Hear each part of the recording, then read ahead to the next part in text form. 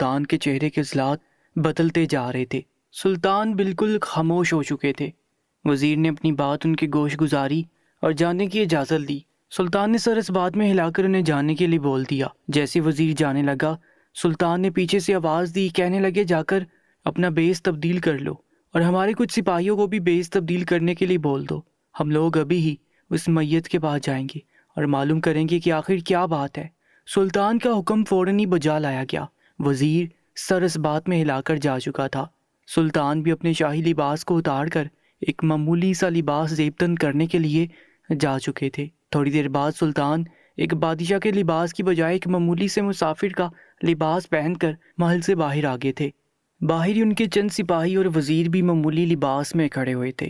ان لوگوں کے بیس کے نیچے ان لوگوں کی تلواریں موجود تھیں تاکہ اگر کوئی بھی معاملہ خراب ہو تو وہ اپنا دفاع کر سکیں۔ فوراً ہی سلطان ایک گھوڑے پر بیٹھ گئے تھے اور ان کے ساتھ ہی آگے پیچھے ہو کر سپاہی اور وزیر بھی اپنے گھوڑوں پر سوار ہو گئے تھے۔ وہ لوگ محل سے تھوڑی دور ایک کچی آبادی کی جانب جا رہے تھے، جہاں سے انہیں اطلاع ملی تھی کہ وہاں ایک حکیم رہتا ہے جس کا نام حبیب اللہ ہے۔ وہ حکیم بہت قابل اور ذہین تھا۔ اس کے اندر سب سے انوکھی خاصیت ایک یہ موجود تھی کہ وہ لوگوں کا مرض ان کے کپڑے سونگھ کر بتا دیتا تھا۔ بہت سے لوگ دور دراز سے مریض کا کپڑا لے کر حکیم حبیب اللہ کے پاس آتے، اس کا علاج لے کر چلے جاتے۔ وہ حکیم ایک ہفتے کے اندر اندر اس مریض کو بالکل ٹھیک کر دیتا تھا جو کئی سال سے ایک مریض کے ساتھ جڑا ہوتا تھا، اور اس کے بدلے وہ نہایت معقول معاوضہ لیتا تھا۔ کسی بھی امیر انسان کو دیکھ کر اپنی نیت تبدیل نہیں کرتا تھا، بلکہ اس سے بھی وہی معاوضہ لیتا تھا جو عام انسانوں سے لیتا تھا۔ یہ باتیں اس کے بارے میں پورے جہاں میں مشہور تھی، لیکن اچانک ہی اسے ایک ایسا مرض ہو گیا تھا جس کا علاج اس کے پاس بھی موجود نہیں تھا۔ ایک موذی مرض کی وجہ سے اس کا انتقال چند ہی روز میں ہو گیا تھا، لیکن اب اس کا جنازہ اس کے گھر میں پڑا ہوا تھا، لیکن کوئی بھی اس کا جنازہ دفنانے کے لیے نہیں آ رہا تھا۔ صبح سے شام ہو چکی تھی اور ابھی تک اس کی میت کو کسی نے چھوا بھی نہیں تھا۔ سب لوگ ہی اس کے جنازے پر تھو تھو کر رہے تھے۔ کوئی زانی بول رہا تھا، کوئی شرابی بول رہا تھا۔ سلطان کو جب یہ بات معلوم ہوئی تو وہ بے چین ہو گئے، کیونکہ وہ کوئی حکیم نہیں بلکہ ایک مسلمان تھا، اور ایک مسلمان کا فرض ہے کہ اپنے بھائی کو عزت کے ساتھ دفنائے، نہ کہ اس کی اتنی زیادہ بےعزتی کرے۔ ایک زندہ انسان کو اتنی اذیت محسوس نہیں ہوتی جتنی ایک مردہ انسان کو ہوتی ہے۔ انہی سب چیزوں کو سوچ کر سلطان نے سارے کاموں کو پسے پشت ڈال دیا تھا اور فوراً ہی اپنے سپاہیوں کے ساتھ اس کچی آبادیوں کے گھر کے سامنے آ چکے تھے جہاں پر اس حکیم کی میت پڑی ہوئی تھی۔ انہوں نے ہاتھ کے اشارے سے اپنے سپاہیوں کو باہر رکنے کا حکم دیا اور خود اپنے وزیر کے ساتھ اس گھر میں داخل ہو گئے تھے۔ وہ گھر کوئی بہت عالی شان نہ تھا، 2 کمرے پر مشتمل ایک چھوٹا سا گھر تھا، ایک چھوٹا سا برآمدہ جہاں سامنے حکیم حبیب اللہ کی میت رکھی ہوئی تھی اور وہ آنکھیں موندے اللہ کو پیارے ہو چکے تھے۔ میت کے بالکل عین سامنے حکیم کی بیوی سائرہ بانو بال کھولے ان کی میت کے آگے بیان کر رہی تھی۔ جب اچانک اسے محسوس ہوا کہ گھر کے اندر کوئی داخل ہوا ہے تو اس نے فوراً اپنا سر اٹھا کر سامنے کو دیکھا۔ سلطان اپنی پشت پر ہاتھ باندھے اس عورت کو بغور دیکھ رہے تھے۔ اچانک ہی وہ عورت غصے کے عالم میں سلطان کو دیکھ کر پھٹ پڑی، کہنے لگی کیوں آئے ہو تم لوگ یہاں پر؟ کتنی تو بےعزتی تم سب لوگ میرے مرے ہوئے شوہر کی کر چکے ہو، اب کیا بچا ہے جو تم لوگ مزید میرے شوہر کو بولنے کے لیے آگے ہو؟ تم سب احسان فراموش ہو، جب تک وہ حیات تھے تم لوگوں کے کتنے کام آتے رہے، تب کسی ایک انسان کو بھی توفیق نہ ہوئی کہ میرے شوہر کو آ کر سرزنش کرے کہ وہ یہ کام نہ کریں، اور اب سب باپ بن کر میرے شوہر کی بےعزتی کیے جا رہے ہیں۔ ایک مرے ہوئے انسان کی اتنی بے حرمتی کسی کو رحم نہیں آ رہا۔ میں کسی کو بھی معاف نہیں کروں گی۔ میں محشر کے میدان میں ایک ایک کا گریبان پکڑ کر سوال کروں گی کہ میرے شوہر کے ساتھ ایسا کیوں کیا، جبکہ سلطان اور ان کا وزیر الجھی ہوئی نگاہوں سے اس عورت کو دیکھ رہے تھے۔ وہ عورت مزید کہنے لگی میرا شوہر سب کے کام آیا، اس نے کسی سے بھی ان کی حیثیت سے زیادہ معاوضہ نہیں لیا، اس کے باوجود بھی لوگ احسان فراموش ہو گئے اور بنا تصدیق کیے ان کو اتنے غلط القابات سے نوازتے رہے۔ ان کو زانی بولا، ان کو شرابی بولا۔ اگر ایسے الفاظ ان کے شان میں بولتے تھے تو ان کی زندگی میں بولتے، اب ان کے مرنے کے بعد کیوں بولا جا رہا ہے؟ کیوں ہمارے گھر میں تماشا لگایا جا رہا ہے؟ بس بہت ہو گیا، اب دفع ہو جاؤ تم سارے یہاں سے، میں دیکھ لوں گی مجھے میرے شوہر کے ساتھ کیا کرنا ہے۔ اس عورت کی باتیں سن کر سلطان حیران ہو گئے، کہنے لگے اے بوڑھی خاتون تم شانت ہو جاؤ، اتنا غصہ نہیں کرو، ہم تمہارے شوہر کو برا بلا نہیں کہنے آئے ہیں، بلکہ ہم تمہاری مدد کے لیے آئے ہیں۔ ہم تمہارے شوہر کو دفنانا چاہتے ہیں، لیکن اس سے پہلے ہم یہ جاننا چاہتے ہیں کہ لوگ تمہارے شوہر کو زانی اور شرابی کیوں بول رہے ہیں۔ اس عورت نے جب یہ بات سنی تو وہ یکدم خاموش ہو گئی۔ وہ جو ابھی رو رو کر اپنا حال برا کر چکی تھی، اب وہ آس بڑی نگاہوں سے سلطان کو دیکھ رہی تھی۔ وہ کہنے لگی، میرا شوہر زانی نہیں ہے، میں کیسے بتاؤں آپ سب کو، نہ ہی میرا شوہر شرابی ہے، یہ لوگ غلط بیانی کر رہے ہیں۔ اس نے جب یہ کہا تو وزیر کہنے لگا، لیکن لوگ کہتے ہیں کہ تمہارا شوہر اس شہر کی مشہور طوائف کے پاس 2 گھنٹے گزار کر آتا ہے اور اس کے بعد وہ شراب خانے جاتا ہے، وہاں پر وہ شراب نوشی کرتا ہے اور اس کے بعد گھر آتا ہے، تو پھر تمہارا شوہر زانی اور شرابی کیسے نہ ہوا؟ لوگ غلط تو نہیں بول رہے، جتنی مجھے اطلاع ملی ہے یہ بات سچ ہے۔ سلطان اس ساری باتوں کے بیچ بالکل خاموش تھے۔ وہ عورت کہنے لگی، آپ سب کو کہانی کا ایک رخ معلوم ہے، ہمیشہ کہانی کے 2 رخ ہوتے ہیں اور کسی کو بھی دوسرا رخ نہیں معلوم۔ جبھی یہ سب لوگ میرے شوہر کے بارے میں ایسی باتیں بنا رہے ہیں۔ سلطان نے یہ سنا تو وہ کہنے لگے، تو ہمیں بتاؤ کہ آخر کہانی کا دوسرا رخ کیا ہے؟ آخر تمہارا شوہر کون ہے اور وہ کہاں جاتا ہے؟ لوگ اسے شرابی اور زانی کیوں بول رہے ہیں؟ وہ عورت چند پل خاموش رہی اور بھرائی ہوئی نگاہوں سے اپنے شوہر کی میت کو دیکھتی رہی، اور پھر جیسے جیسے وہ سلطان کو ساری رودات بتاتی گئی، سلطان کے ماتھے پر شکنوں کے جال بچھتے گئے۔ انہیں اپنی سلطنت میں موجود تمام افرادوں پر غصہ آ رہا تھا کہ وہ اتنے زیادہ ظالم کیسے ہو سکتے ہیں۔ انہوں نے ایک ترہم بڑی نگاہ سے اس میت کو دیکھا اور اس عورت کو جو بین کر رہی تھی ان کو دیکھ کر وہ فوراً ہی اس گھر سے نکل گئے اور سیدھا باہر آ گئے۔ اتنی دیر میں سلطان کا وزیر بھی ان کے پیچھے ہی آ گیا۔ سلطان باہر آ کر گہری سانس ہوا کے سپرد کرنے لگے۔ وزیر ان کے پیچھے پیچھے ہو کر پوچھنے لگا، سلطان معظم آپ باہر کیوں آ گئے ہیں؟ آپ حکم کریں، میں فوراً ہی اپنے سپاہیوں کو حکم دے دیتا ہوں کہ اس آدمی کی تدفین کر دی جائے۔ سلطان نے یہ سن کر سر انکار میں ہلایا اور کہنے لگے، نہیں، ابھی تو بالکل بھی نہیں، اس انسان کی تدفین ابھی نہیں کی جائے گی۔ اس میت کو سب لوگوں نے دھتکار دیا۔ ہمارے مسلمان بھائی اپنا فرض بھول گئے اور اس میت سے منہ موڑ لیا۔ اب یہی سب بھائی اس میت کو عزت اور احترام کے ساتھ دفنائیں گے اور ہم اس حکیم حبیب اللہ کو انصاف دلائیں گے اور اس کی عزت، اس کا مان اس کو واپس لوٹائیں گے۔ وہ یہ بول کر اپنے گھوڑے پر سوار ہو گئے۔ اتنی دیر میں ان کا وزیر، ان کے سپاہی بھی ان کے پیچھے پیچھے اپنے گھوڑے دوڑانے لگے۔ سلطان اپنا گھوڑا دوڑا کر سیدھا اس مشہور طوائف کے کوٹھے پر لے گئے جہاں حبیب اللہ 2 گھنٹے گزارا کرتا تھا۔ حکیم کی بیوی نے جو بات انہیں بتائی تھی وہ ان کے ہوش اڑا چکی تھی، اس وجہ سے وہ خود براہ راست اس طوائف سے ملنا چاہتے تھے تاکہ سچائی سے پردہ اٹھ جائے اور انہیں معلوم ہو جائے کہ حکیم کی بیوی سچ بول رہی تھی یا پھر جھوٹ۔ جیسے ان کے گھوڑے وہاں رکے، بہت سی عورتیں اس کوٹھے سے باہر آ گئیں اور ادائیں دکھا کر ان مردوں کو مائل کرنے لگی، لیکن سلطان اور ان کا وزیر، ان کے سپاہی ایک مضبوط نفس کے مالک تھے۔ وہ کوئی عام سلطنت کے محافظ اور سپہ سالار نہیں تھے، بلکہ وہ باکردار مضبوط نفس کے مالک سلطان کی فوج کا حصہ تھے۔ وہ کوئی ایک بھی ان عورتوں کی اداؤں کی چال میں نہیں پھنسا تھا۔ سلطان کا وزیر ایک عورت کے پاس گیا اور کہنے لگا، انہیں یہاں کی مشہور طوائف تارا بائی سے ملنا ہے، جو کہ وہ چھوٹی لڑکی جس کو وزیر نے جا کر تارا بائی کو بلانے کا حکم دیا، وہ منہ بنا کر اندر چلی گئی اور تھوڑی دیر بعد آ کر کہنے لگی، تارا بائی ابھی کسی سے ملنا نہیں چاہتی، اس نے انکار کر دیا ہے۔ جب سلطان نے یہ بات سنی تو وہ خود چل کر اس چھوٹی لڑکی کے پاس آئے، کہنے لگے، تارا بائی کو جا کر یہ بتاؤ کہ وہ لوگ حبیب اللہ کے حوالے سے کچھ بات چیت کرنا چاہتے ہیں۔ وہ لڑکی غصہ کرتے ہوئے کہنے لگی، جب تارا بائی نے کہہ دیا ہے کہ وہ کسی سے ملاقات نہیں کرنا چاہتی تو آپ لوگ کیوں بضد ہیں؟ اگر آپ کو کسی کے ساتھ وقت گزارنا ہے تو یہاں پر بہت سی خواتین موجود ہیں، ان میں سے کسی ایک کو بھی اپنے لیے چن سکتے ہیں، لیکن تارا بائی اس وقت مصروف ہیں۔ سلطان نے اس عورت کی جانب کچھ اشرفیاں بڑھائیں اور اپنی بات پر زور دیتے ہوئے کہنے لگے، جا کر اب بولو، ہم حبیب اللہ کے حوالے سے بات کرنا چاہتے ہیں۔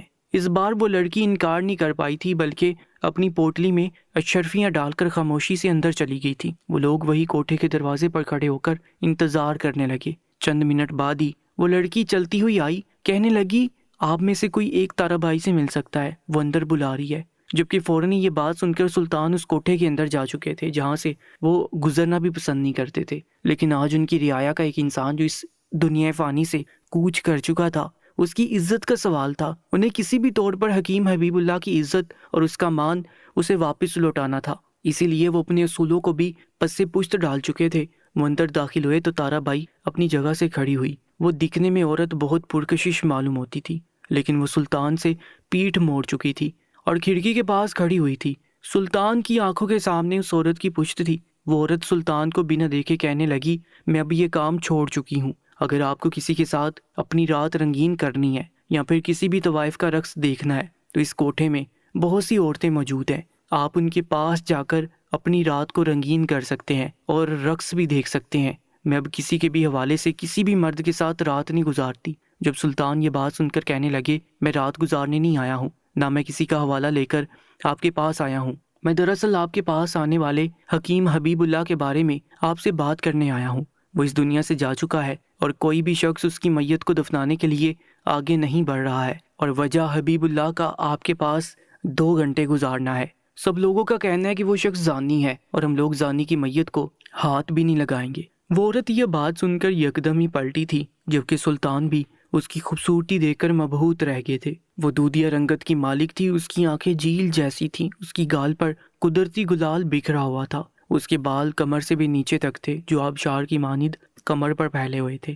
وہ سلطان کی جانب دیکھتے ہوئے کہنے لگی، یہ کیسے ہو سکتا ہے؟ وہ تو کل رات ہی میرے پاس سے ہو کر گئے تھے، کل رات تک تو وہ بالکل صحت یاب تھے، اب وہ کیسے انتقال کر سکتے ہیں؟ اس عورت کی آواز میں دکھ کا عنصر موجود تھا، اس کی جھیل جیسی آنکھیں یکدم بھیگ سی گئی تھی، جبکہ یہ منظر دیکھ کر سلطان حیران رہ گئے تھے۔ وہ کہنے لگے، تمہیں اس بات کا اتنا افسوس کیوں ہو رہا ہے؟ وہ تو تمہارے لیے ایک گاہک تھا جو مر چکا ہے، تو اس بات سے تمہاری آنکھیں کیوں بھیگ رہی ہیں؟ جبکہ سلطان اس عورت کی حالت کو بغور دیکھ رہے تھے۔ وہ بے سود ہو کر زمین پر بیٹھ چکی تھی اور زاروں کی طرح روتے ہوئے کہنے لگی، حبیب اللہ زانی نہیں ہے، بلکہ وہ ایک فرشتہ انسان ہے، وہ حکیم نہیں بلکہ اللہ تعالیٰ کی طرف سے بھیجا ہوا ایک نیک انسان ہے، اس نے مجھ جیسی طوائف کو سیدھی راہ دکھا دی۔ وہ 2 گھنٹے جو میرے پاس بیٹھتا تھا وہ میرے ساتھ غلط کاری نہیں کرتا تھا، بلکہ وہ مجھے دین کی تبلیغ دیتا تھا، وہ مجھے اس بات کا احساس دلاتا تھا کہ میں کتنا غلط کام کر رہی ہوں۔ اس کی تبلیغ، اس کی باتوں کی وجہ سے میں نے مردوں کے ساتھ زنا کرنا چھوڑ دیا۔ میں رات 2 گھنٹے صرف حبیب اللہ کے ساتھ گزارتی تھی، کیونکہ وہ جو باتیں کہتا تھا وہ میرے دل کے اندر سمو جاتی تھی۔ میں اس کے علاوہ کسی کے ساتھ بھی ملنا پسند نہیں کرتی تھی۔ آج بھی میں آپ لوگوں سے ملنے سے انکار اس وجہ سے ہی کر چکی تھی کیونکہ میں کافی عرصہ پہلے ہی یہ کام حبیب اللہ کی وجہ سے چھوڑ چکی تھی۔ کل رات ہی وہ میرے پاس سے ہو کر گئے تھے، ان کی طبیعت تھوڑی ناساز تھی، لیکن ان کی حالت ایسی نہیں تھی کہ وہ آج انتقال کر جائیں۔ میں سب لوگوں کے سامنے اس بات کی گواہی دے سکتی ہوں کہ وہ انسان زانی نہیں ہے، بلکہ وہ ایک اچھا انسان ہے، یہاں کے لوگ اس کو زانی نہیں کہہ سکتے، میں یہ نہیں ہونے دوں گی۔ وہ عورت یکدم ہی ہذیانی ہو گئی تھی اور اپنی جگہ سے کھڑی ہو کر خود کے گرد کالی چادر لپیٹنے لگی۔ سلطان صلاح الدین ایوبی رحمۃ اللہ علیہ اس عورت کی ایک ایک حرکت کو بغور دیکھ رہے تھے۔ وہ فوراً ہی اپنے کمرے سے نکل کر باہر کی جانب جانے لگی۔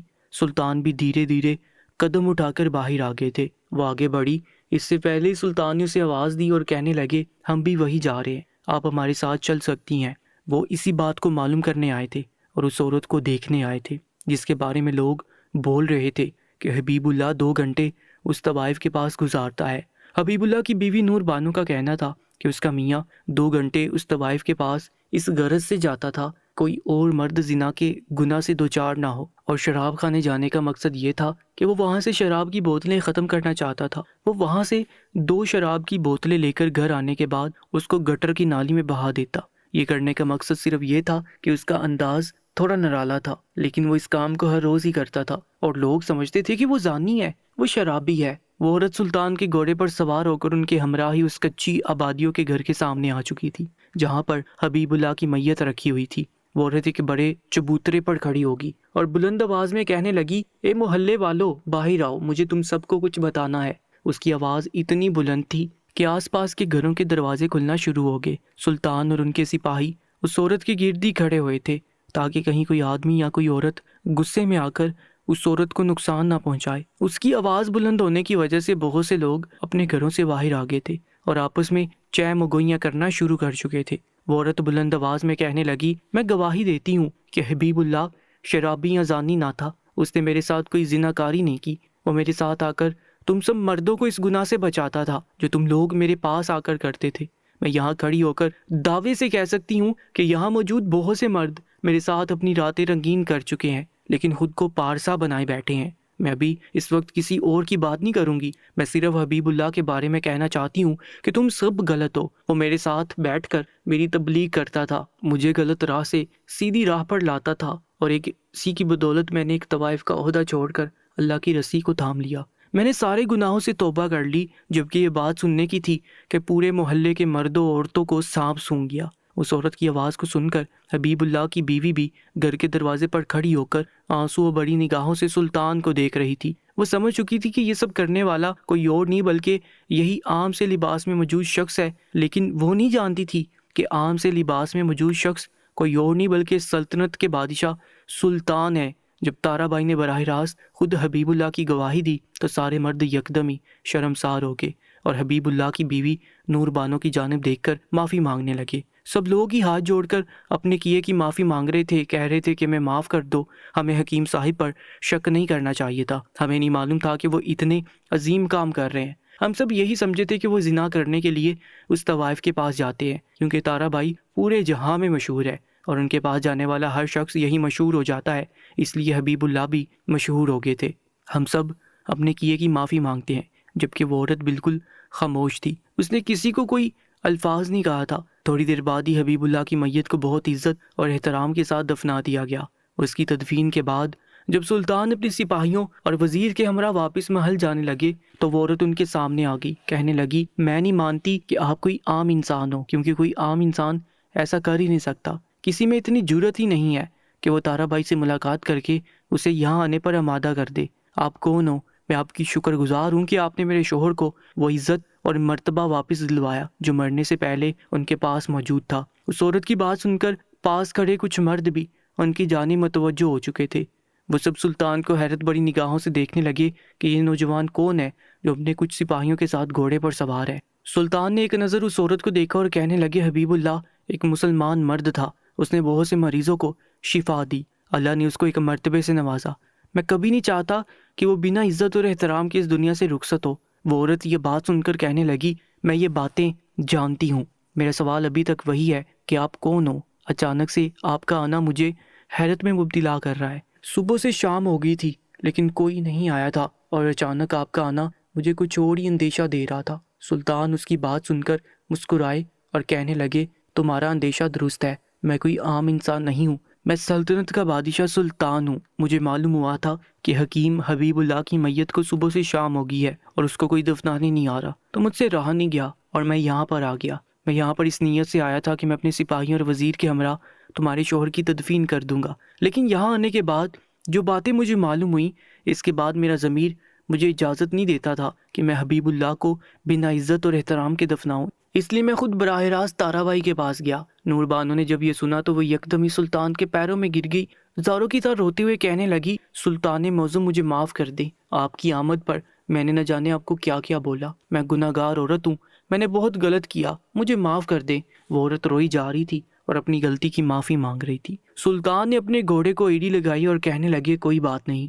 تم اس وقت دکھ میں ہو، اللہ تمہیں صبر دے۔ یہ بولتے ہوئے انہوں نے گھوڑے کی لگام کسی اور سرپٹ دوڑتے ہوئے چند ہی پل میں وہاں سے غائب ہو گئے۔